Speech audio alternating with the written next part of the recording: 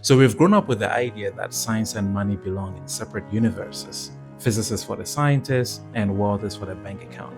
But the older I get and the more people I coach through their financial journeys, the more convinced I am of something very simple. If Einstein were alive today, he would be a wealth coach. Because the same law that governs the movement of planets, the same law that explains how rockets are launched into space, is the same law that explains why many people never build wealth and why some people break through.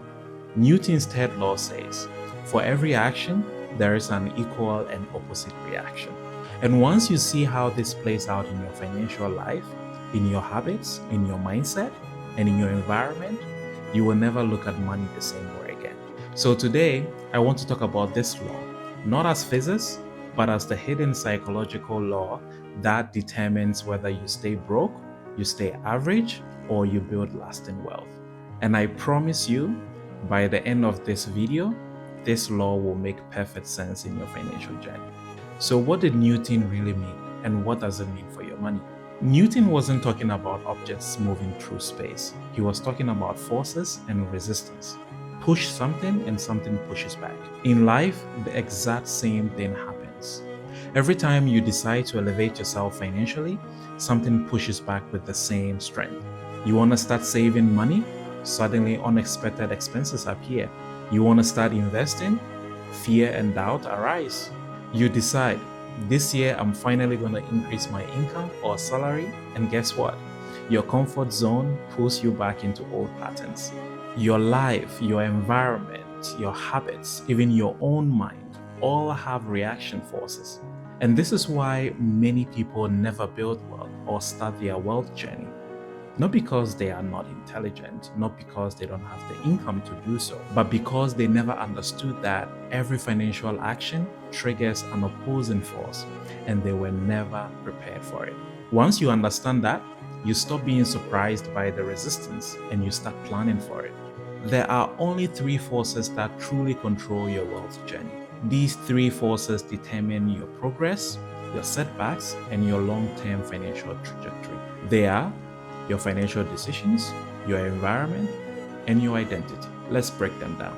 Number one, your financial decisions. Every decision you make, what you save, what you spend, what you invest, is a financial force. But here's the opposite reaction. Every financial decision triggers an emotional resistance. You finally decide to invest consistently, and the market dips. You decide to reduce unnecessary spending, and suddenly you feel restricted. You decide to upgrade your financial knowledge, and your mind starts whispering, what if you lose? What if it doesn't work? So the action is financial, but the reaction is psychological. And many people lose the battle in the reaction phase, not the action phase. Number two, your environment. Your environment obviously responds to your growth with resistance. You start leveling up financially, and your old circle feels uncomfortable. You say, I'm investing before spending, and people label you stingy. You talk about building a business and someone says, are you sure you can do it? The truth is simple. When you elevate, your environment reacts, sometimes positively, but often negatively. If you don't understand this, you may think your progress is creating problems, but really it's just Newton's law at work. Number three, your identity. This is the strongest force of all. How you see yourself financially determines the habits you keep, the risk you take, and the level of wealth you can sustain. You can increase your income, but if your identity doesn't upgrade, the opposite reaction kicks in. You self-sabotage, you doubt yourself, you overspend, you shrink your goals, and you retreat to comfort.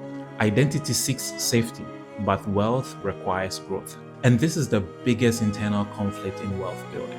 Now let's talk about how to use Newton's third law to your advantage. I call this reaction engineering, a method to predict, prepare for, and redirect the forces that pushes back when you try to build wealth. There are four parts. The first is to anticipate the opposing force. Whenever you take a financial action, expect a reaction, and the first 0 to 3 months are the most dangerous. This is what I call the counterforce window. Here are a few reactions to some financial actions you can anticipate. You start saving, something urgent appears. Start investing, and the market dips. Start a business, motivation drops before results appear. Increase income, lifestyle creep knocks. If you anticipate the reaction, You will not be surprised by it. You will be ready. The second part is to redirect the reaction. You cannot stop reaction forces.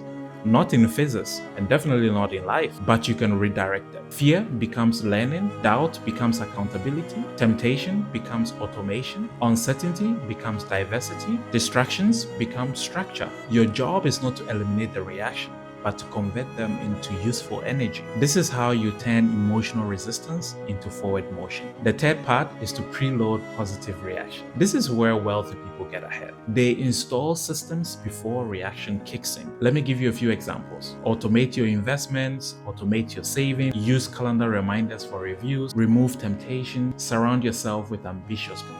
These systems act like shock absorbers. They absorb the reaction and keep you moving. And the final part is to convert a massive action into predictable reactions. The more consistent your action, the weaker your reaction becomes. Wealthy people aren't necessarily fearless. They are simply prepared. They know that markets will dip, fear will arise, doubt will show up, people will criticize, comfort will whisper. But because they expect these reactions, they don't panic. They stay disciplined. And discipline over a long period of time creates an absolutely different life. Let's look at 3 real world examples from the many people I coach: immigrants, professionals, and everyday investors. Number 1, and my favorite, immigrants and the sending money home cycle. Let's look at the action. You try to build wealth abroad, and the reaction, cultural expectations and family responsibilities pull you back. You send money home, you support everyone, you carry entire household. But the consequence is that you slow down your own ability to save, to invest, and to build stability. And the solution isn't to stop helping. I help my family back home all the time. Is to engineer a reaction, set limits, create a family fund, prioritize investing first, build wealth to generate cash flow and help sustainably. And of course, educate family members about boundaries. The point is this: you can support others without sacrificing your future. Let's look at the second example. Professionals in Germany. You increase your income, and what's the reaction? Taxes rise, expenses rise, lifestyle rises. Suddenly, the raise disappears. And what's the solution? Absorb the reaction through structure. Automate investing the moment salary hits. Pre-allocate savings. Use tax advantages or optimize your taxes. And maybe delay life inflation for about 6 months. If not, Germany will absorb your income before you can grow it. Let's look at the final example: investor psychology. The action is markets move. The reaction: emotions move harder. When prices rise, greed tempts you. When prices fall, fear grabs you. The emotional reaction becomes stronger than the financial logic. But wealthy investors don't react emotionally. They react strategically. They invest consistently, they diversify, they stay long-term, they ignore the noise, and they follow a plan. They understand the market's reactions, and they are not controlled by them. So here's what I want you to take from this. Life will always push back. Your habits will push back. Your environment will push back. Even your own mind will push back. But I've come to realize that the individuals who build real wealth aren't necessarily the ones with the highest income or the best opportunities. They are the ones who learn how to anticipate the resistance and turn them into momentum.